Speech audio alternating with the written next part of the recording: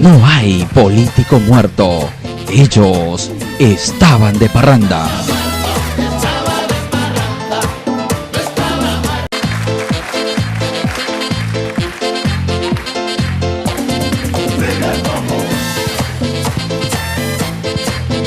Muy buenos días, estimado Ángel. Buenos días, Rafael. Buenos días, José Diseño.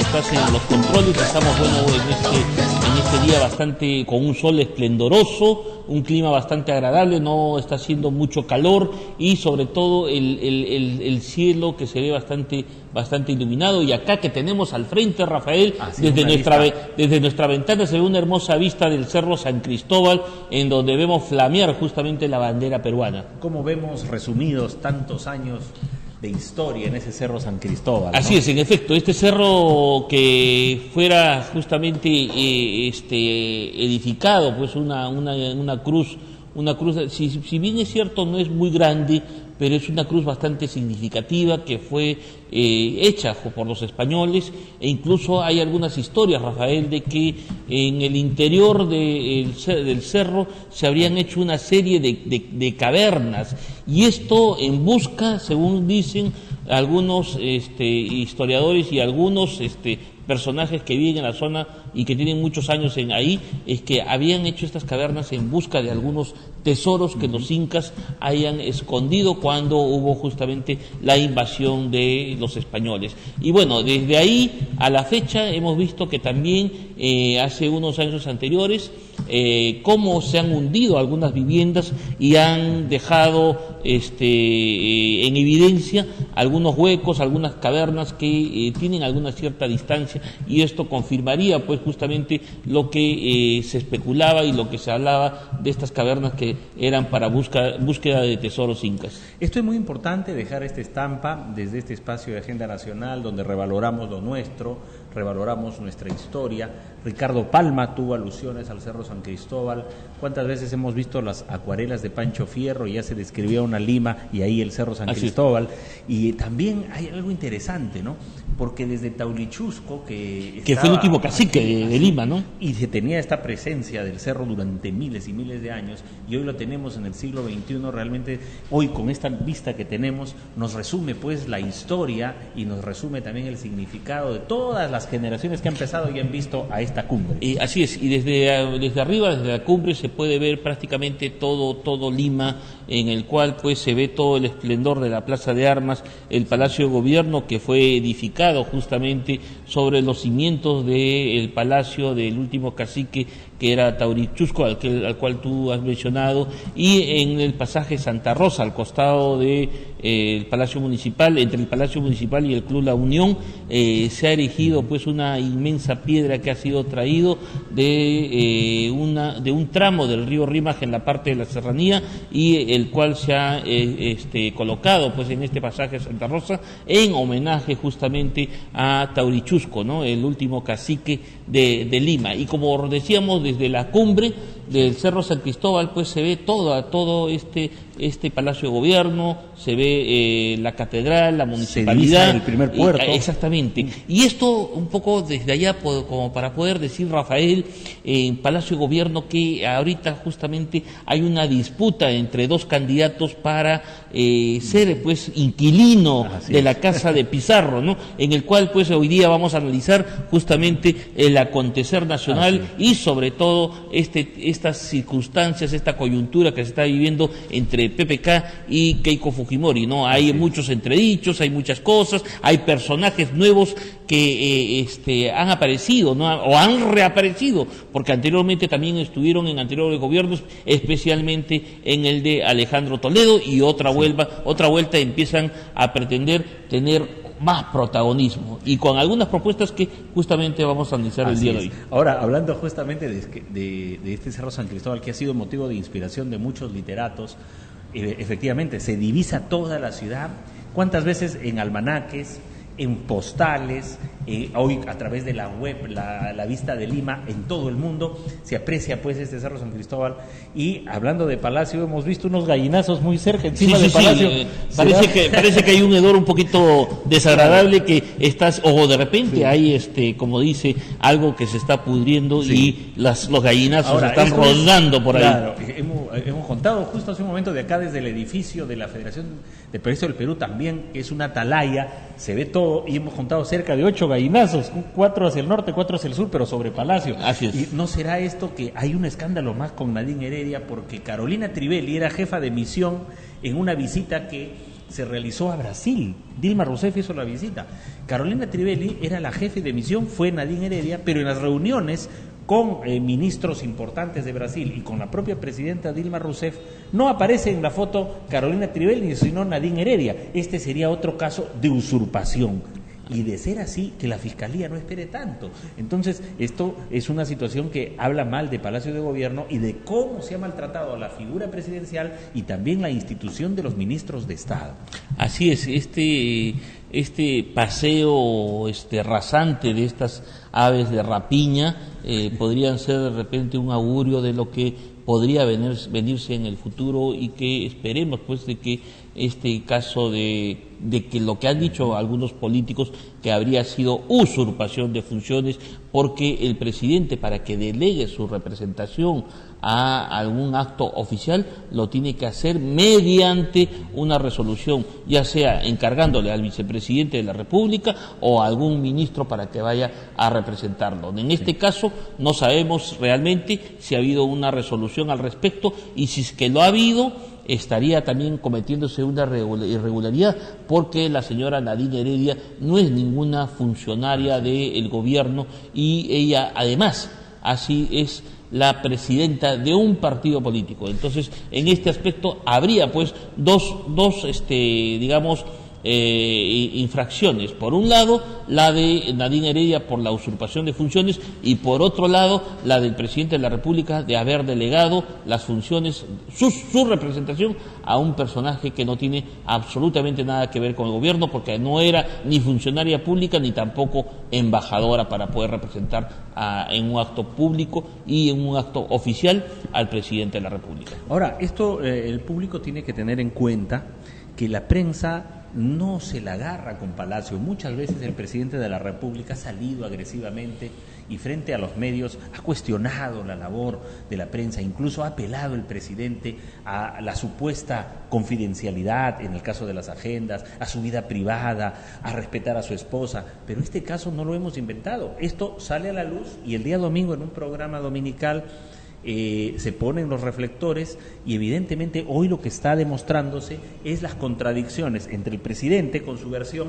la primera dama con su versión, Carolina Trivelli con la suya, y entonces en medio de todo este panorama lo que se está haciendo es desmereciendo realmente la labor de los ministros, los que a veces se quedan calladitos por los 30.000 soles seguramente que ganan al mes, pero hoy tenemos, y esto lo sabe América Latina, en el Perú ministros pintados en la pared, y eso no es bueno, porque el 5 de junio quien gane, Keiko o Kuczynski, tendrá no solamente que mejorar las condiciones de desenvolvimiento de una institución como es la Presidencia de la República, sino también tendrá que hacer todo lo posible para que los ministros tengan también el empoderamiento que deberían poseer por ser miembros del Ejecutivo.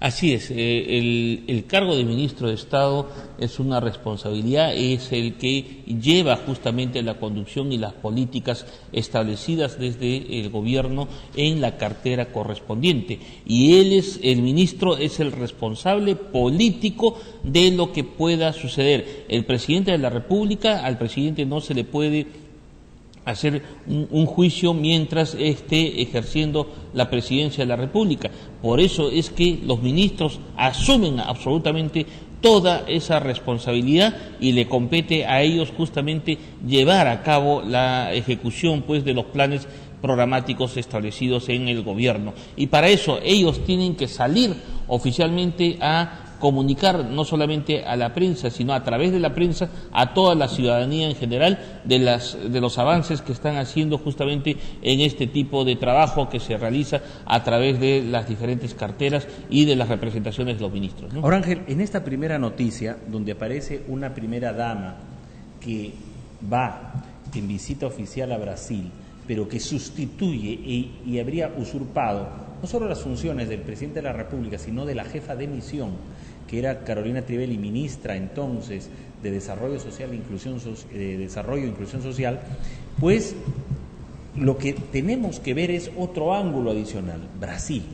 Dilma Rousseff en una seria situación que se debe decidir pronto en el Senado su suerte, y las agendas describen personajes del sector público y privado de Brasil. Las agendas se dan en un contexto muy especial, no es una, son 4 agendas. Por tanto, esto despierta más suspicacias y es legítimo entonces que no solamente los medios de comunicación, sino fundamentalmente hoy el Ministerio Público y las entidades de control investiguen más y definan la situación de la primera dama, porque todo esto nos está llevando a una suerte de desgobierno, y por más que el presidente de la República quiera negarlo en los últimos meses de su mandato, se está dejando muy mal las instituciones en el país.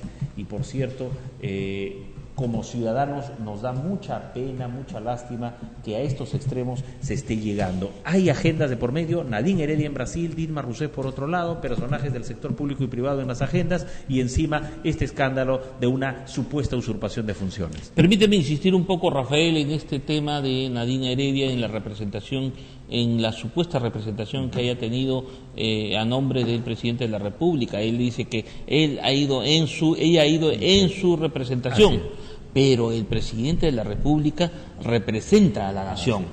Si la señora Nadine Heredia ha ido en representación del señor Ollanta Humala, que es presidente de la República, está yendo en representación del Perú. Entonces, ¿cuál es el conducto regular? Y en eso quiero insistir un poco. El presidente de la República, si es que bien hay una jefa de misión,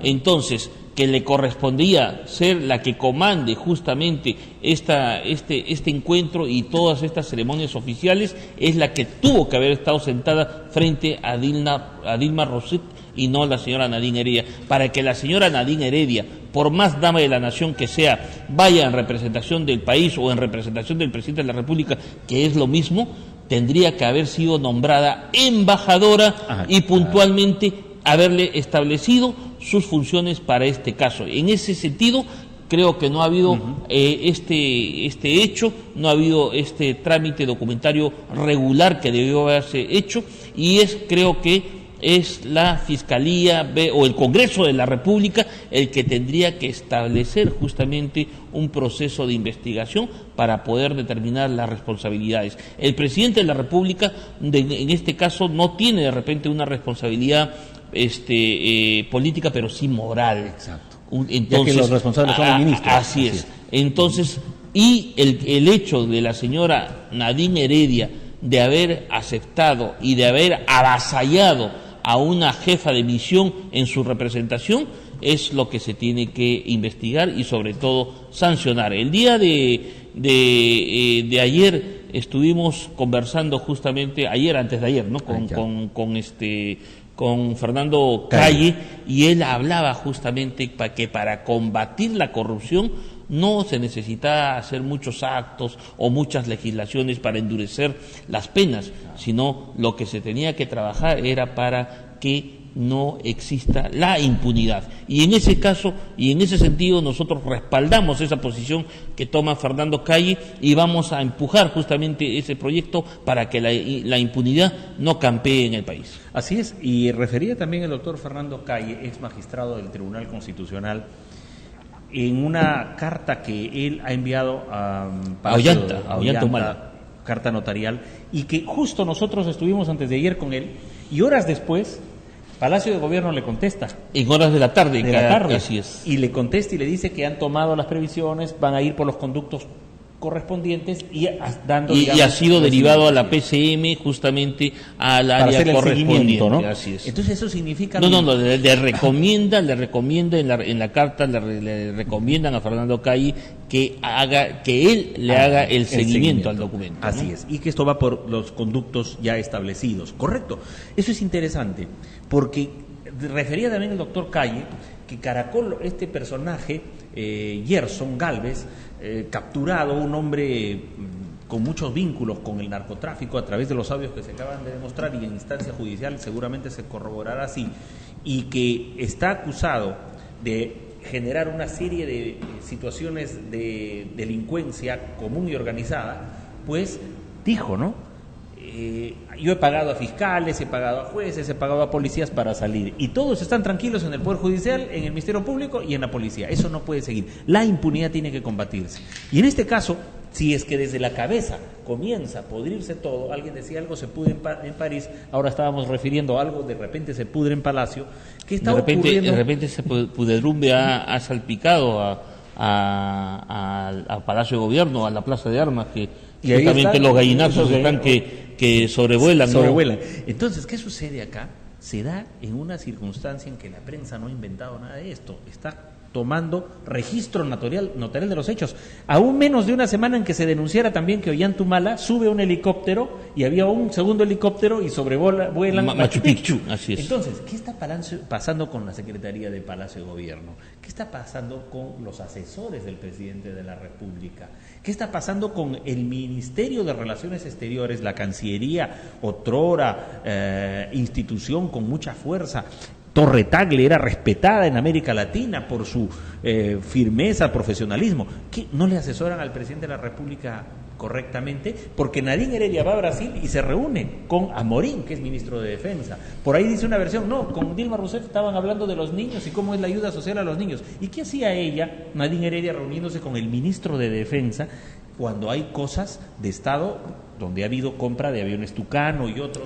Entonces, esto nos está llevando de inmediato el Congreso de la República tiene que poner los puntos sobre las sillas. En efecto, si dicen por ahí los voceros del gobierno de que Nadine Heredia ha estado conversando sobre los niños, de repente de alguna compra de algunos juguetes o de alguna ropita para los niños, pero eso se puede esclarecer, Rafael, haciendo la consulta al gobierno brasileño para que ellos respondan oficialmente cuál ha sido la verdadera participación de Nadine Heredia. Yo no creo que un gobierno, por más cuestionado que se encuentre en este momento y que justamente el día de hoy el Senado de Brasil va a determinar el futuro de la presidenta Dilma Rousseff, vaya a encubrir este tipo de actos que no le competen absolutamente nada con relación a lo que esté ocurriendo en nuestro país, ¿no? Así es. Bien, cerrando esta noticia que tiene que ver con un ejecutivo que ha sido bastante errático a través de estos 5 años que ya concluyen, un gobierno que comenzó hablando del soroche y cuestionando al gobierno anterior y a otros gobiernos de que les daba soroche ir. Basta pues recorrer en nuestro país para darnos cuenta, en las alturas sobre todo, que no se siente la presencia del Estado. Y cuando el presidente exige a los candidatos que respeten sus proyectos sociales, sus programas de desarrollo social, en realidad todavía seguimos con una visión asistencialista del problema y no yendo a las causas de esa desigualdad que esos programas pretenden paliar.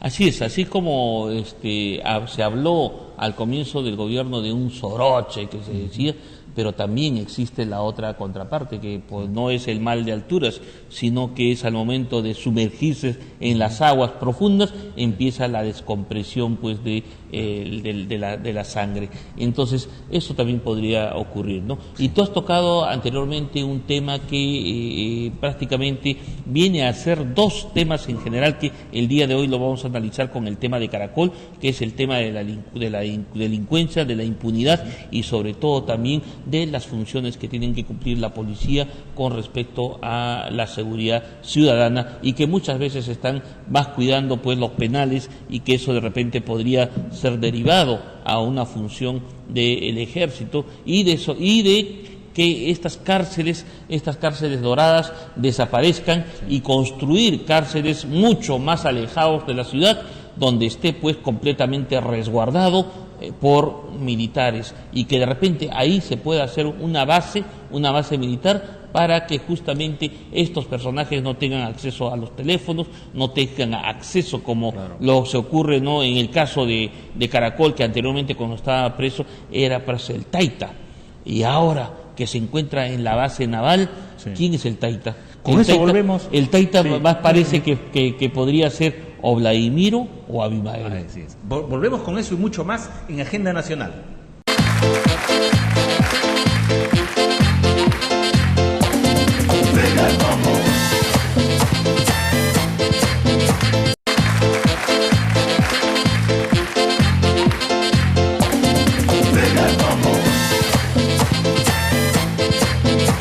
custodien y que estén de repente al interior de las bases, así como se ha hecho con la base naval donde está pues Vladimiro Montesinos y está Abimael Guzmán, y que ahí Caracol va a tener que competir con ellos dos para hacer el taita, ¿no? Así es, efectivamente estos taitas, ¿no?, que abundan en las cárceles, hacen fiestas, traen cajas de cerveza, tienen televisores, Blu-ray ahora en sus celdas, es decir, un relajo tremendo. Y es más, no solamente eso, sino tienen drogas, tienen todo lo que quieren, incluso hasta, en algunos casos, hasta armas.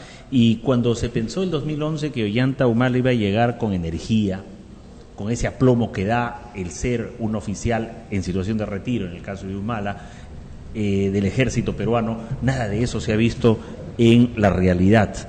Pero hay un asunto importantísimo en esta tarea, y nosotros vamos al análisis de peso, al análisis grueso de las cosas.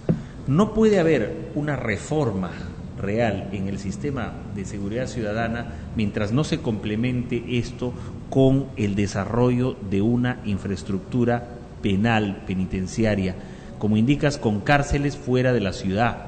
Hoy el casco urbano ha crecido tanto que la cárcel del Urigancho está dentro de la ciudad, el tema de Piedras Gordas 1, Piedras Gordas 2 está justamente hacia Lima Norte. Eso no puede darse. Además hay un elemento importante que los expertos recomiendan contra la delincuencia que nos recordó el doctor Fernando Calle, genera problemas económicos, inestabilidad, genera que haya una violación de los derechos fundamentales de las personas, y está eso suscrito en una convención. Y sobre todo el costo económico que tiene que asumir el Estado y la ciudadanía en general, ¿no? Y la que empresa privada. Son varios millones de dólares que incluso Ollanta Humala en su campaña presidencial había hablado, ¿no? Eso lo refería justamente Fernando Calle, ¿no? Es cierto. Y si a esto sumamos las lacras mayores del narcotráfico y el lavado de activos, sencillamente se está cometiendo un gran golpe a nuestra economía y nuestra seguridad. Entonces, ¿qué recomiendan los expertos? Hay que darle un golpe psicológico también a los delincuentes y a las familias de los delincuentes. Y en ese golpe psicológico que tú mencionas, Rafael, ahora que justamente se está debatiendo el nuevo código penal, se debería establecer no solamente las penas privativas y penas que sean sumatorias, sino también establecer los trabajos forzados a estos personajes, en que ellos tengan que ser los que abran de repente el primer tramo de la construcción de algunas carreteras. Claro que sí. Y en ese sentido tendríamos nosotros también un ahorro en el costo de la construcción. Recomendable. Incluso el doctor Fernando Calle hablaba de que no se había implementado el sistema de trabajos comunales, en muchos casos no había la efectividad, y además las sanciones penales hablan de una reparación civil, para que estos presos puedan reparar civilmente. Pero Rafael, hemos visto nosotros cómo se ha ido aplicando anteriormente estas penas de trabajos comunales en los cuales pues se les da no solamente eso, sino hacen artesanías, sí. Y en algunos casos que a algunos personajes no se les ha dado la pena privativa, sí. Pero sí se les ha mencionado ha habido algunas penas de algunos trabajos, y los mandan pues a barrer las calles, ¿no? En Sarita Colonia reduce su pena Caracol a partir de estos trabajos de llaveritos y otras cosas, ¿no? Ahora, hay un hecho fundamental que creo que en este bloque podemos establecer. El golpe psicológico para el delincuente y sus familiares sería, y lo sienten ellos cuando se menciona Chayapalca, por ejemplo. La candidata Keiko Fujimori habló hace 2 meses de construir penales, pero estos penales lo iba a hacer, algunos de ellos, a 4.000 metros sobre el nivel del mar. Pues que sea política de Estado construir más penales, y a estas alturas, porque entonces el delincuente va a saber que va a ser muy difícil que lo vayan a visitar, y el familiar del delincuente también va a decir, oye, reforma tu vida, cambia, porque cómo voy a ir a visitarte a Chayapalca o a 4.000 metros sobre el nivel del mar. Y el otro elemento que podemos proponerlo desde aquí es que se ponga uniforme a los presos. Estados Unidos lo usa hasta en Guantánamo con un uniforme naranja. No tiene nada que ver con Fujimori eso, ¿no? Pero es el uniforme naranja el que le ponen a los presos. Y los grilletes con una y tienen un sistema electrónico, una boya, ¿no? De ubicación también, cuando estos cumplen su pena o salen a...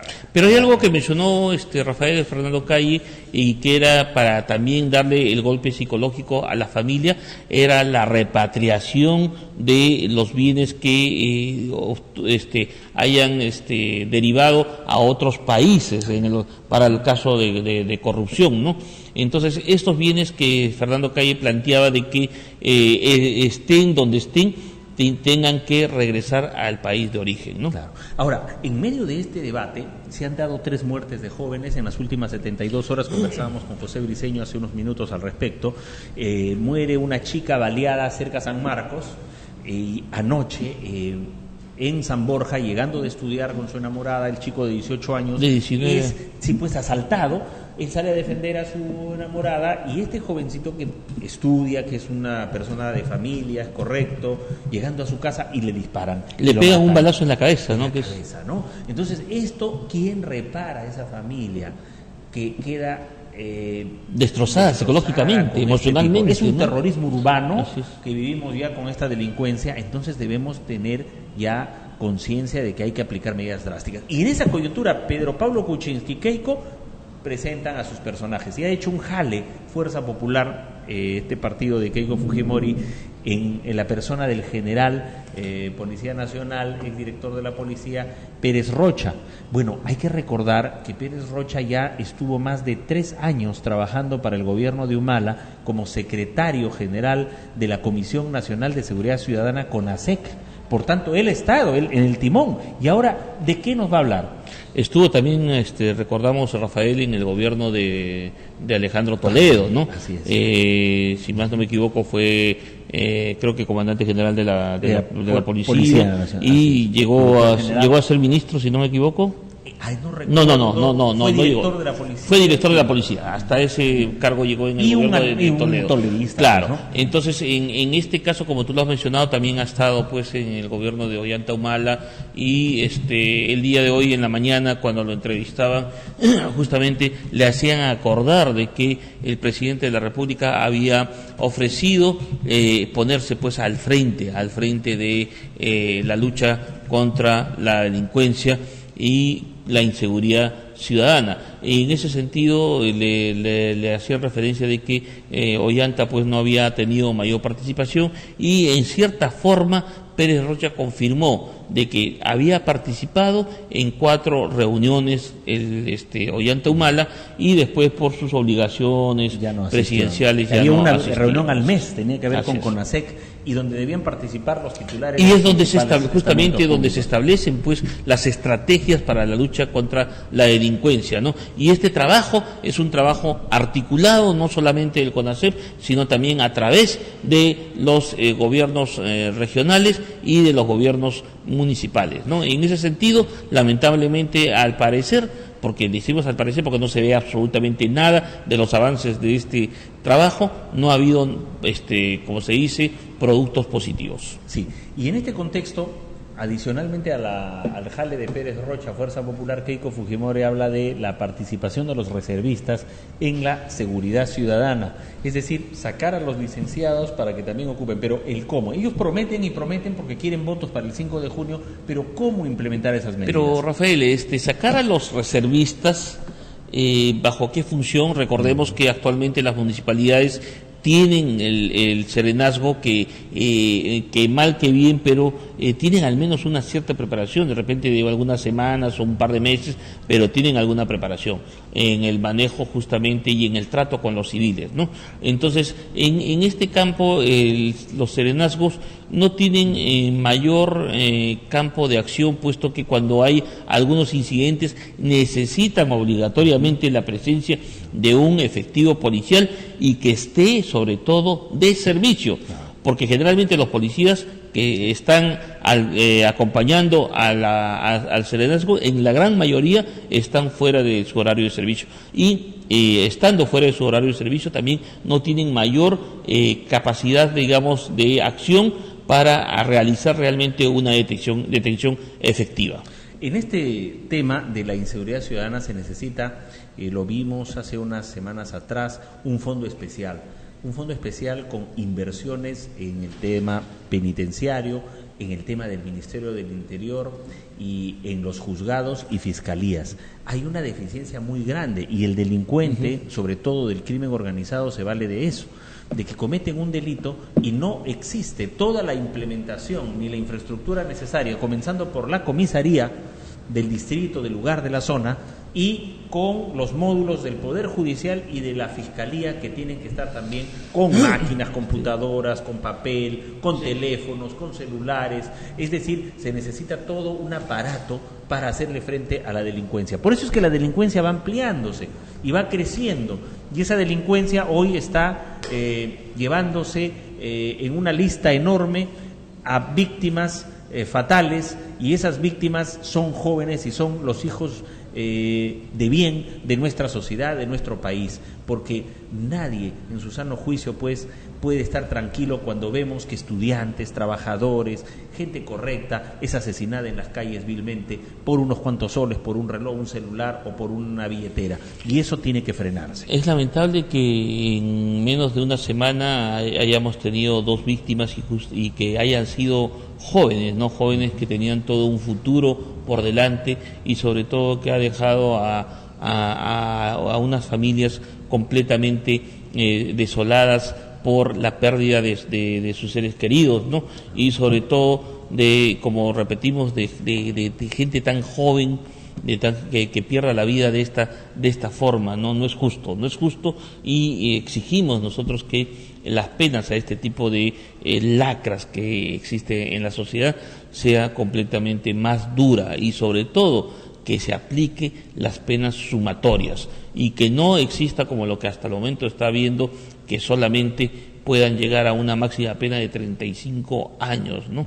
Entonces, y salvo que en el tema de delitos agravados, pues exceda un poco más, ¿no?, hasta la cadena perpetua, pero es muy poco, pues hemos visto que el sistema judicial haya aplicado estas penas pues a algunos delincuentes de esta naturaleza, ¿no? Existe en el país una gran necesidad, sobre todo de los postulantes a la presidencia de la República, de exigirles que este tema sea tratado con mucha seriedad y efectividad.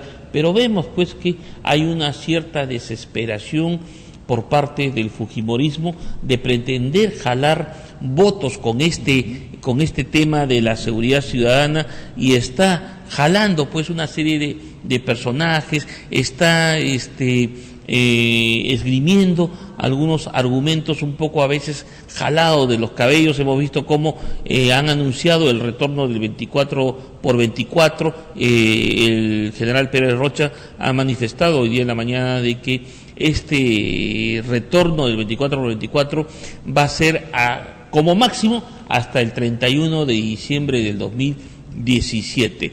Entonces, si va a ser como máximo hasta el 31 de diciembre del 2017 y después se va a retornar nuevamente a lo que actualmente ya está establecido, los turnos de 8 horas, ¿eso qué quiere decir? Significa que el gobierno va a tener que presupuestar para el aumento de las fuerzas policiales, de los efectivos policiales. Esperemos pues que, si es así, que no lo han dicho, porque Pérez Rocha no ha mencionado absolutamente nada, que al término de este plazo, al 31 de diciembre del 2017, y que retornen nuevamente a los turnos de 8 horas, cuál va a ser realmente el trabajo que ellos van a realizar. Va a tener que ser necesariamente el aumento de sueldos, porque ahí es el kit del problema del reclamo de la policía, que cuando se le quitó el 24x24, que estaban dejando de percibir lo que ganaban en su servicio particular. Entonces, ahí me imagino que el gobierno, de llegar al poder la señora Keiko Fujimori, va a tener que destinar una muy buena cantidad en el nuevo presupuesto nacional. Otra vez, con este tipo de medidas, este jale de Pérez Rocha para que hable sobre el 24x24, lo que está demostrando el gobierno, en este caso los candidatos, Keiko Fujimori, está demostrando lo mismo como hizo Ollantumala cuando estuvo en el gobierno, porque comenzó con una serie de promesas y en el camino comenzó a mediatizarlas y a retroceder, es decir, a hacerse autogoles. Si esto es así, vamos a anticipar, de ganar Keiko Fujimori el gobierno, vamos a anticipar que va a ser el mismo desastre que Ollantumala hoy ha cometido con la seguridad ciudadana, porque ese tipo de medidas que en este caso retroceden sobre lo ya dispuesto, en el caso de Keiko Fujimori, nos está llevando a simples paliativos y no a una reforma integral de la policía, menos una reforma integral del sistema penitenciario para que coadyuven a la seguridad ciudadana. Y hay un hecho interesante. Yo creo que acá ratificamos la necesidad de que venga una comisión internacional de lucha contra la impunidad, como lo ha propuesto Fernando Calle, porque ayer nos había escuchado un policía. Yo le pedí que él sea más exacto en los datos, en los nombres. Él, por temor, en una conversación informal off the record, me refirió lo siguiente, pero que de todas maneras lo suelto, a pesar de que esta persona ha quedado comprometida conmigo para que me dé más elementos de juicio sobre lo que afirmó. ¿Y qué afirmó este policía? Que nos escuchó y me reuní con él por la tarde de ayer. Él dijo que era muy grave la situación y que cuando a veces la policía cumplía su función, sencillamente en la fiscalía los delincuentes pagaban a los fiscales para que ellos salieran limpios de polvo y paja. Y yo le he pedido, y él ha quedado en darme más información al respecto, porque eso es una denuncia grave, pero que acá se tapan, pero solo con una comisión internacional contra la impunidad. Ahí sí va a decir esta comisión: oigan ustedes de la fiscalía, oigan ustedes señores de la policía, hagamos un careo y veamos quiénes son los corruptos en la policía y quiénes son los corruptos en el Ministerio Público. Vamos a una pausa entonces, Ángel. Así es, vamos a una pausa, Pepe, y retornamos pues con estos temas tan importantes que es de la coyuntura nacional.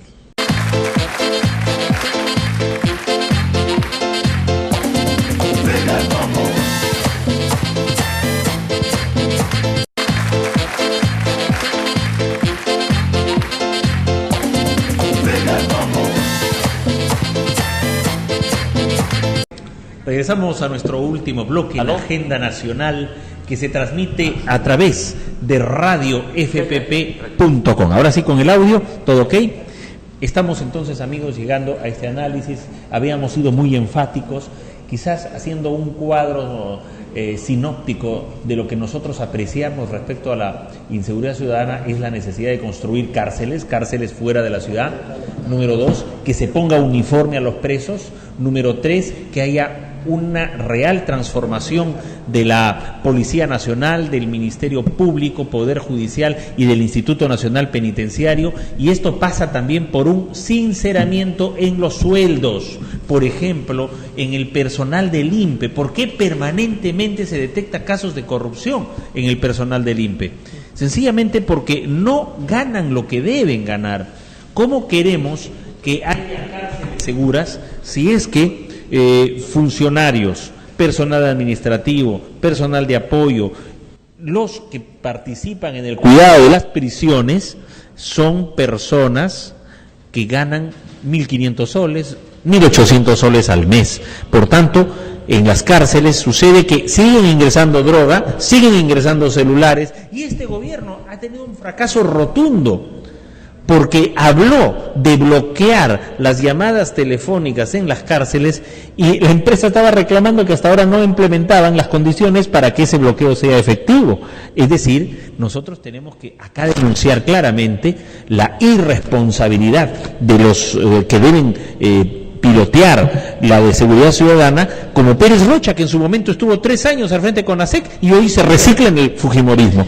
Hay algo que es muy importante hacerlo resaltar de las propias declaraciones de Pérez Rocha el día de hoy en la mañana, en el cual él recordaba la participación y sobre todo él un poco emocionado y entusiasta del presidente Ollanta Humala en las reuniones del CONACEP, en el cual manifestó que en una de las últimas reuniones el presidente Ollanta Humala decía que con mucha firmeza se iba a combatir la inseguridad ciudadana y la delincuencia, y que para eso tenía un presupuesto de $400,000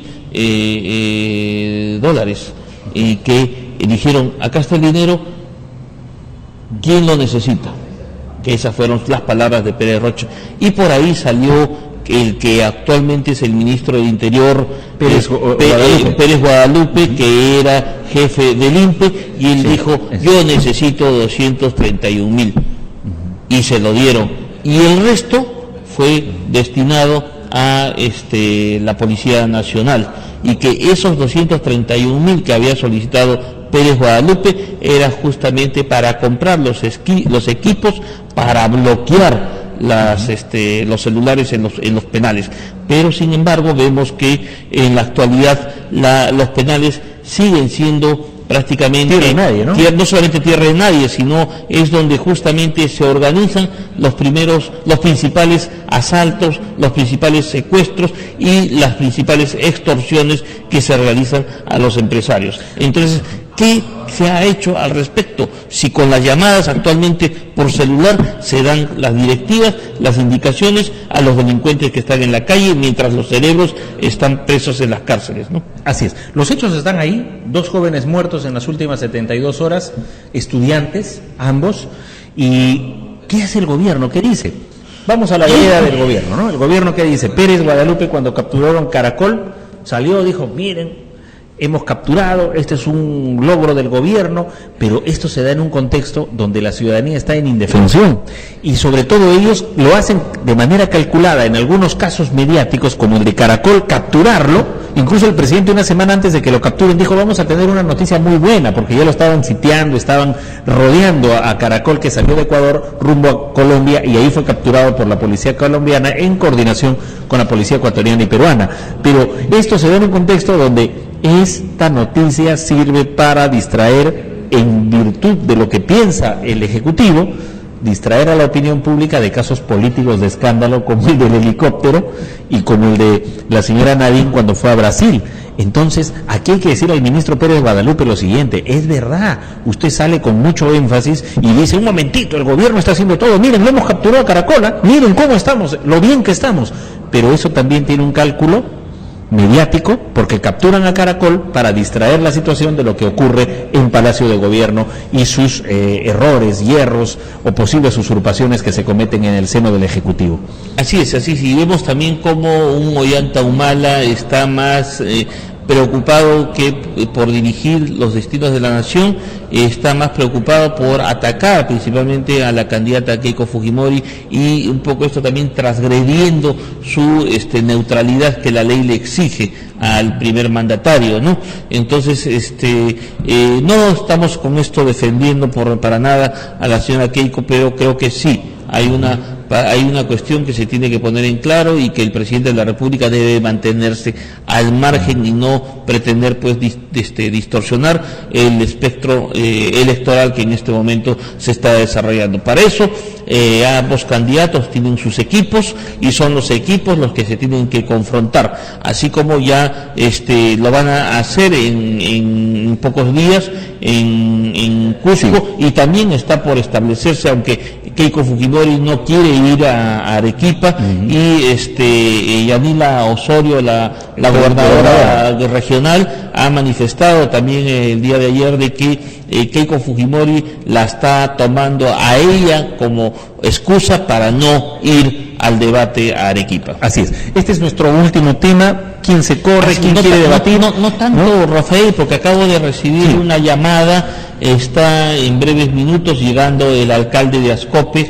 a nuestros estudios, y lo esperamos. De repente, mientras se desarrolla el noticiero, podemos retomar nuevamente el contacto y hacerle la entrevista con el alcalde de Ascope, para que, sobre todo, tomar conocimiento de lo que está ocurriendo pues en esta ciudad del norte del país, donde hay una paralización de una paralización de casi 50 días, se podría decir, en el cual pues tiene a un grupo de trabajadores de la principal empresa azucarera del norte del país, en el cual pues está siendo vulnerados los derechos de estos trabajadores, perseguidos y sobre todo siendo constantemente acechados por la policía y por los agentes de seguridad de esta empresa, ¿no? Muy atentos a esa noticia también en desarrollo.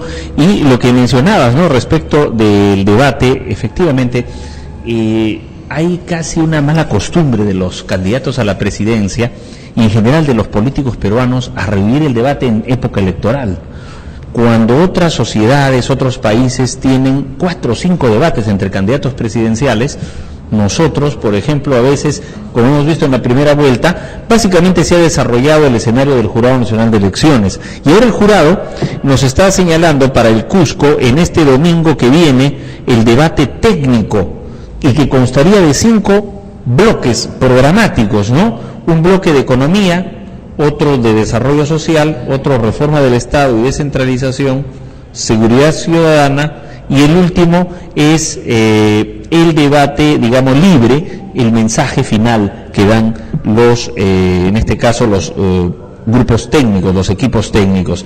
Pero por otro lado, Pedro Pablo Kuczynski reta a Keiko a debatir el 22 de mayo en Piura y el 29 de mayo en Lima. Quiere decir que hay un cruce de fechas, hay las que tiene el Jurado Nacional de Elecciones, hay otras que ha salido un poco por los medios y la convocatoria hacia los candidatos de Fuerza Popular y de Peruanos por el Cambio, pero creo que ahí se ha generado un desorden que pudo canalizarse mejor esos debates porque el público merece conocer el encuentro de los dos candidatos, pero también de los equipos técnicos. Así es, y hemos visto con cierta sorpresa, digamos, a un PPK que ha salido un poco agilito, a retar a Keiko, a plantearle por el norte, por el sur, en Arequipa, y por ahí de repente va a salir un debate en el centro o de repente en las alturas de Puno, ¿no? Entonces esto causa un poco de sorpresa a un PPK que es pausado, que es calmado, que es muy sereno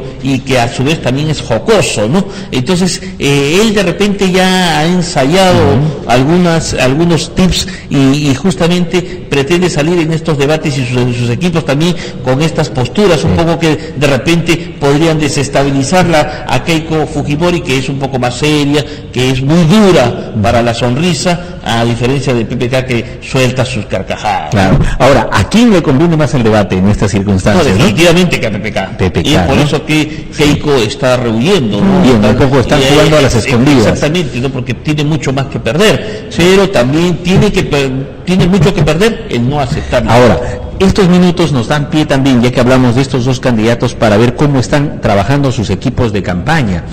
Ayer escuchaba en RPP, que suena así como FPP, ¿no? Estamos nosotros y RPP, ahí estaba Núñez, que es un experto en temas electorales, y él hizo hincapié a algo que nosotros dijimos hace 1 mes y medio, y era que Keiko cuando hablaba, por ejemplo, miraba al vacío como si hubiera aprendido un discurso y lo decía de paporrete y no miraba al rostro de los periodistas. Esa acotación que hicieron ayer, cosa que nosotros la habíamos hecho hace bastante tiempo atrás, pero esto nos lleva también a qué están haciendo los equipos de asesoramiento comunicacional en cada uno de los candidatos, porque PPK se fue a bailar el fin de semana con unas vedettes y eso fue muy criticado. ¿Error de quién? De los asesores de campaña. Mientras tanto, Keiko Fujimori sigue e insiste en los jales, ¿no?, de determinados personajes. ¿Están dando los pasos correctos? ¿Cómo se está viendo en estos días? Porque ya estamos prácticamente a pocas semanas de las elecciones. Así es, estamos casi a menos de 1 mes de las elecciones, son 24, 25 días que están restando. Y vemos pues como lo has mencionado, PPK el domingo fue al programa de Gisela, en el cual pues lo llevaron hasta un poco más arriba, unas escaleras que para el momento de bajar PPK un poquito trastabillando, ¿no? Pero a la final es cuando ya estuvo en el llano, un poco que le salió sus bailecitos, ¿no? Fue un poco jocoso, bueno, ha sido de repente cuestionado, pero le sale bien, o sea, por ese lado la PPK le sale bien el mostrarse, y sobre todo de una persona bastante mayor, ¿no?, que se le vea alegre y que tenga ese espíritu de retornar un poco a la juventud, se podría decir, pero sobre todo de PPK algo que le caracteriza es la jocosidad, ¿no? Sí, es un más bonachón, es más abierto, ¿no? Keiko es un poco más acartonada, así es, ¿no? Ahora, mientras unos lanzan el ataque, los fujimoristas atacan a PPK en el sentido de que el gobierno está con ellos, y los de PPK le atacan a Keiko en el sentido de que ¿quién pagó sus estudios? Y bueno, estas cosas son jugadas que se dan de un lado a otro y ha generado cierto resquemor en el fujimorismo porque han entrado también en contradicciones sobre quién pagó. Exactamente, por ese lado yo creo que el error de Keiko Fujimori ha salido un poco a tratar de corregir o de enmendar lo que su madre dijo por un lado, por lo que dice, ella debió haberse quedado callada y que si le preguntaban al respecto, bueno, mencionar algo con una respuesta un poco más astuta, de que de repente ella no tenía conocimiento realmente de dónde vengan los fondos y que son sus padres los que tendrían que establecer o esclarecer ese punto. Entonces le deja el camino libre para que tanto Susana Iguchi o de repente los tíos de Keiko o algún familiar cercano o algún vocero sean los que mencionen algunas cosas y que después ellos sean los que se equivoquen y al final ella se mantiene porque bueno, ella puede decir válidamente que ella era una menor de edad y que simplemente era la que estaba estudiando y que no sabía pues realmente ni la fecha ni la hora en la cual se pagaban las pensiones de sus estudiantes. Ahora, en esta cosa que parece un equipo de fútbol o dos equipos, un rival frente al otro, y van haciendo los cambios correspondientes, PPK ha traído dos refuerzos, ¿no? Avelino Guillén e Inés Tello, dos que condenaron a Alberto Fujimori, hoy entran al equipo de lucha anticorrupción de PPK. Claro, no fueron prácticamente los que condenaron, pero sí fueron uno de los actores que investigaron el caso y que pusieron justamente las evidencias para que los jueces pudieran determinar esta sentencia, ¿no? Entonces ellos han cumplido un papel bastante importante en el tema de juzgamiento de las evidencias y sobre todo en poner a los jueces las pruebas pues de los delitos que se le ha acusado a Alberto Fujimori y lo que le haya valido pues justamente la sentencia que actualmente tuviera, ¿no? Y lo que ellos manifiestan, ¿no? Que ellos están poniéndose no al servicio de un partido político, no al servicio de un candidato, sino se están poniendo al servicio de la nación para combatir la corrupción. Lo que más les interesa, como ellos manifiestan, es el combate pues a la impunidad, ¿no? ¿Quién tendría más peso, no? O tendría actualmente frente a la opinión pública Jenny Vilcatoma por el lado de Keiko, en su lucha anticorrupción, Jenny Vilcatoma y la toman como símbolo, y PPK con Avelino Guillén, ¿no? Bueno, yo creo que en el caso de Jenny Vilcatoma, su salida de la algo abrupta, de la procuraduría, fue algo, como tú lo manifiestas, algo abrupta, fue algo lleno de algunos cuestionamientos de que ella no cumplió pues los estándares o los niveles de haber reclamado, ¿no? Pues, adecuadamente, y que además después ella también un poco vehementemente tomó justamente los casos de las agendas de Nadine Heredia, un poco que también se desdibujaron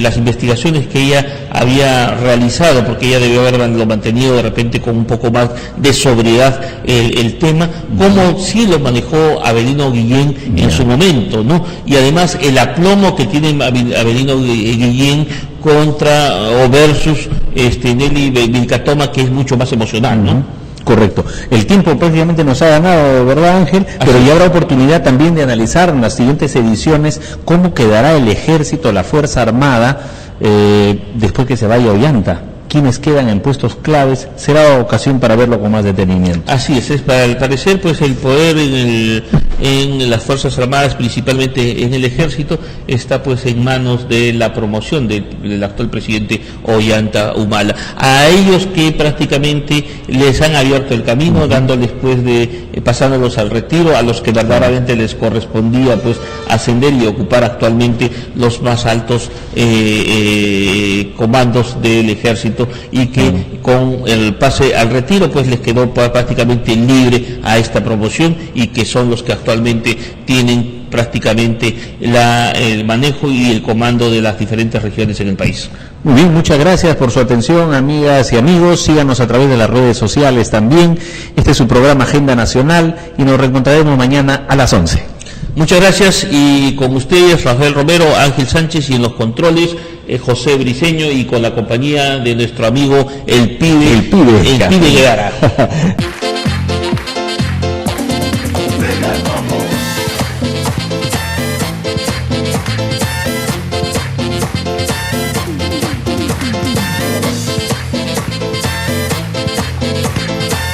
No hay político muerto. Ellos estaban de parranda.